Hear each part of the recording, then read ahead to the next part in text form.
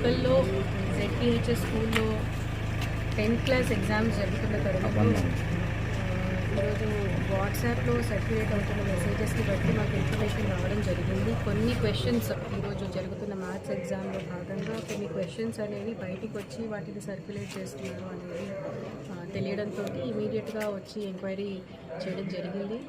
ఇందులో భాగంగా water supply చేసే అతను ఎవరైతే లోపలికి తీసుకెళ్ళి వాటర్ సప్లై చేస్తున్నారో స్టూడెంట్స్, అతని ద్వారా ఒక పేరెంట్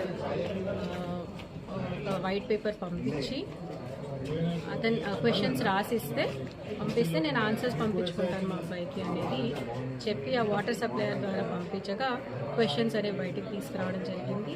అక్కడే ఉన్న ఒక వ్యక్తి ఫోన్ ద్వారా ఫోటో తీసుకొని ఒకరిద్దరు రిపోర్టర్స్కి పంపించడంతో వాళ్ళు గ్రూప్లో పోస్ట్ చేయడం జరిగింది అనేది ప్రిలిమినరీ ఎంక్వైరీలో మనకు తెలిసింది.